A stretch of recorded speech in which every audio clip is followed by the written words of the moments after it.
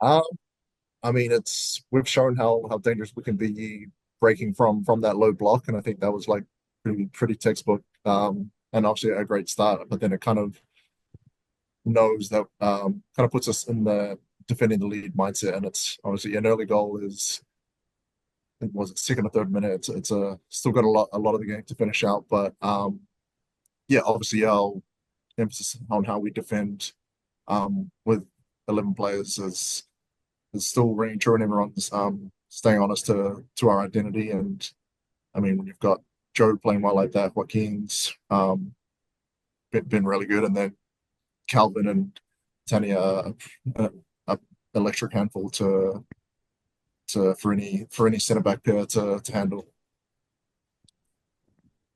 Did defending the lead in the second half maybe feel a little more comfortable than it looked from the outside? Um, I'm not sure. Depends how uncomfortable it. I mean, there are moments where they've obviously got some pretty crafty players in that final third who were trying to thread a few needles, but um, honestly, Jeff and Nico were animals today. They got on the end of everything, and um, we're always in the right spot at the right time. But I wouldn't say it was comfortable. We were hanging on a little bit, but I think we're comfortable when we kind of enjoy the struggle a bit. What's the banter in the locker room when Will scores from outside the 18?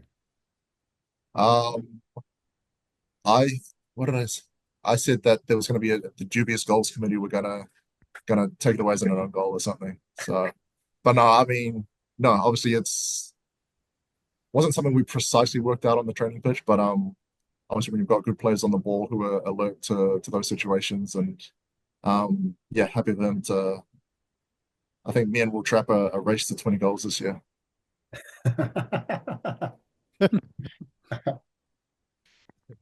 Sorry. Um, what you had another different center back pairing with the three of you back there. What's it like to play between Romero and Diaz, and how do you try to help them out? Um, I mean, I don't do a lot to help them out. I think after my booking in the first half, they did a lot more to help me out. I think their I mean their communications great, positioning was pretty spot on the whole time. They won pretty much everything in the year. I think me seeing how well Nico did against Salt Lake from the sideline last week was kind of helped me get a better understanding of how he plays. And obviously they've taken on all the information from Eric so well, and they've been super solid, and were definitely were today as well. What was your argument on the PK? Um, I I don't know. I think it was like the PK and then my yellow card as well. I think that I don't know his name, but the guy for New York City, I think um he embellishes contact a bit, so he's knows where I am, and so I think as soon as the penalty's given, when I think it's pretty 50-50, and I know there's a little bit of contact, but I know that it's tough to overturn that when there is like a little bit of contact. So I was just frustrated that it was given in the first instance, but I'll probably need to watch it back so I can be honest with myself. It's probably not a situation where I need to get that close. I think he's probably hitting away from goal, so um, I could probably be a little bit better. Did you get the ball? Um, I don't know. I don't know. Yeah, it looked close. Yeah, I mean, you guys, probably seen it better than I have, but it was everything happened pretty quickly. But you'll have to tell me.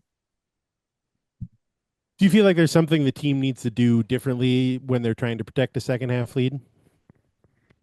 Um, I think there's times when we get a little bit too comfortable when we get our wing backs a bit too deep, and then that makes it harder for our for Joaquin, Robin, and Tanny and Calvin to kind of get the ball and let us get out of that defensive shape. I think if we were able to even connect 3-4 passes and go from one side to the other where there's a bit more space, then um, obviously keeping the ball is a lot better way to defend our lead than what we did for the last 30, 40 minutes today.